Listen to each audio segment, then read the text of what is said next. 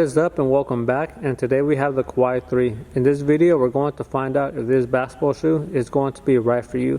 We are going to talk about a lot of important details that you are going to miss if you just look at this shoe online, at the specs online. You really have to try on this shoe and see how it performs on the basketball court, and we're also going to try to describe what the setup of this shoe is, how it feels when you put it on feet.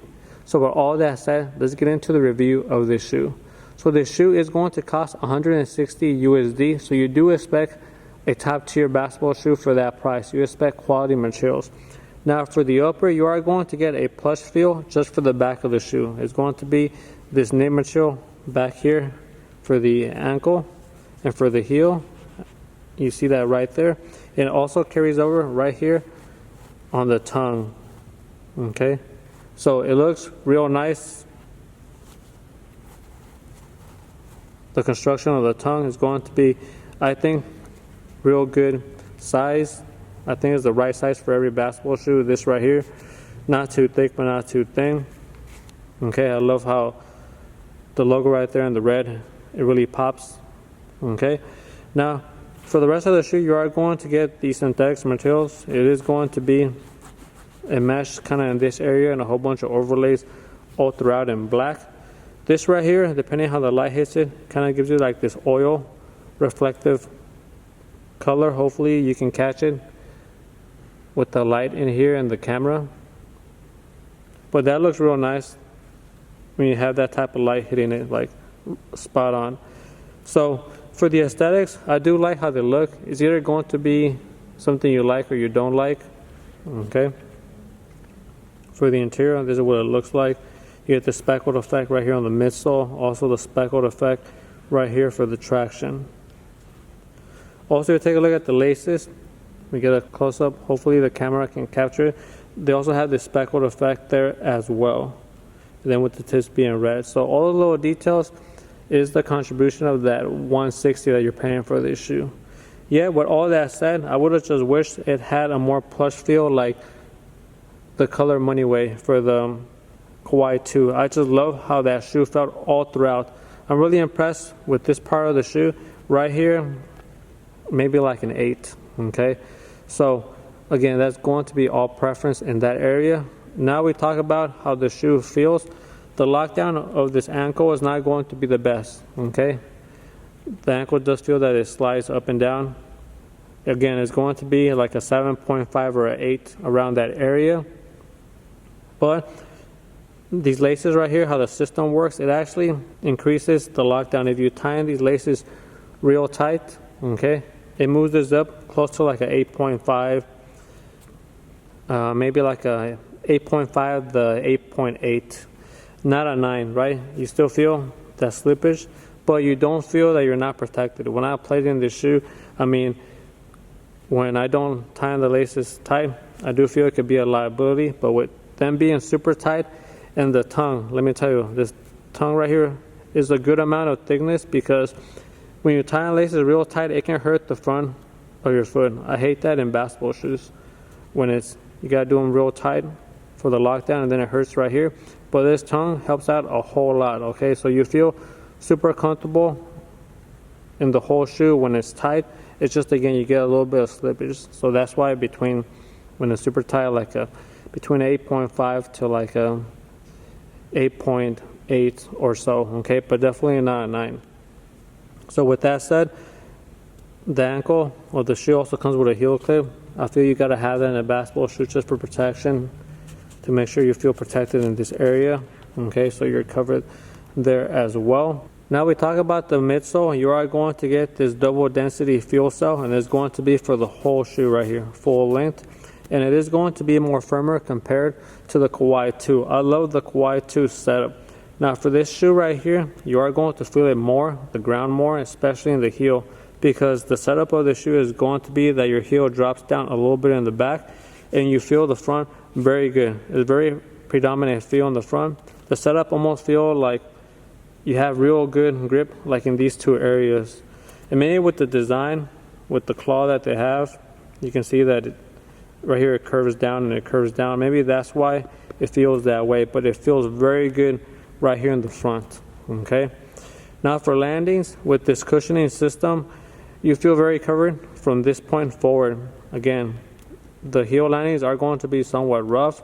So if you're a skilled player and you can land very good from this point forward, this shoe is going to be no issues. But now if you have the tendency to walk on your heels or lean back or even land a lot on your heels, this shoe is not going to be the best because it is going to hurt.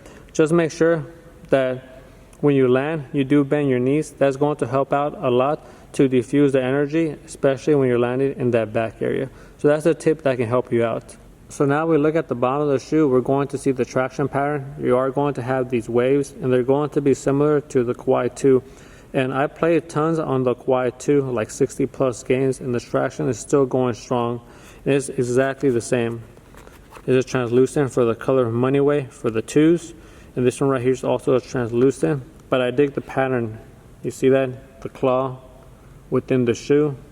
This shoe, the theme of it is going to be that falcon bird. So you see right here the claw, and as you know, Kawhi has gotten that nickname because he has big hands, one of the best hands in the NBA.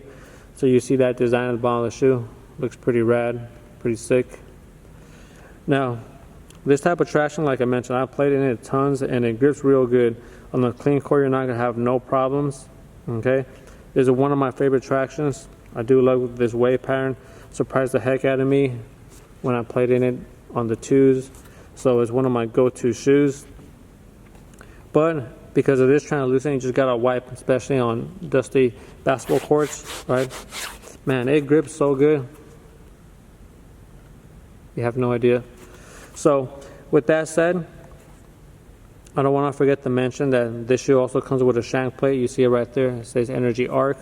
As you know, shank plates help out the arches a whole lot, and they also give you energy return. And you can tell the curve of this right there. The idea is that when your foot presses down, the shank plate collapses, but as your foot lifts up, right, that shank plate expands, so you get a little bit of energy return.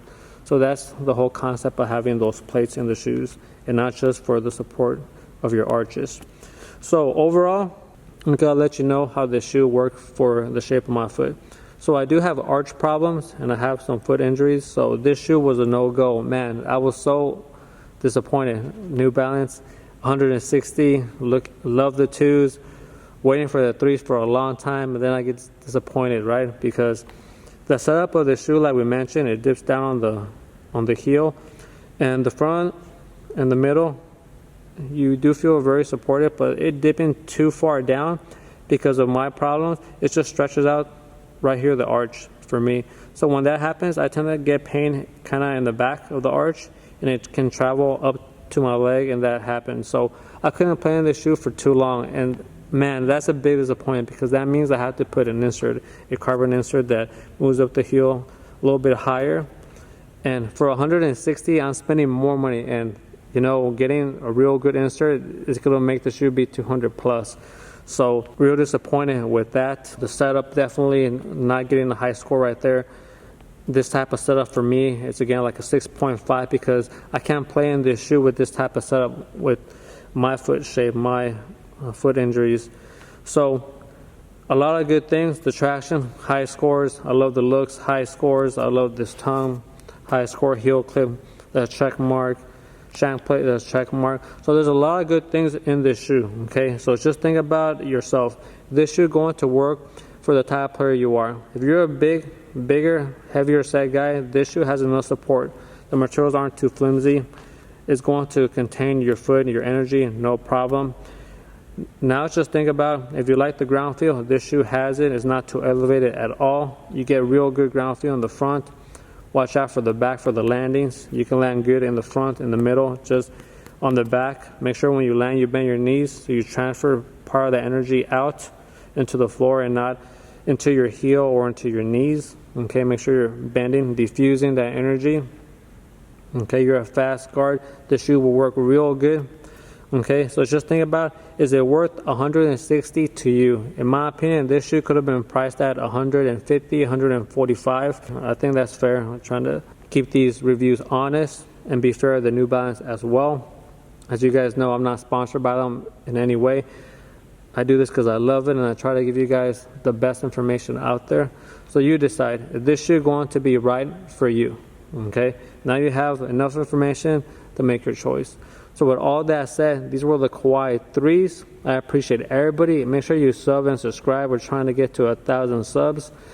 We're climbing. We're at, I think, 540. So I appreciate everybody's help. And we're going to try to bring more reviews to the basketball family. We appreciate everybody, and we'll see you on the next one. Peace.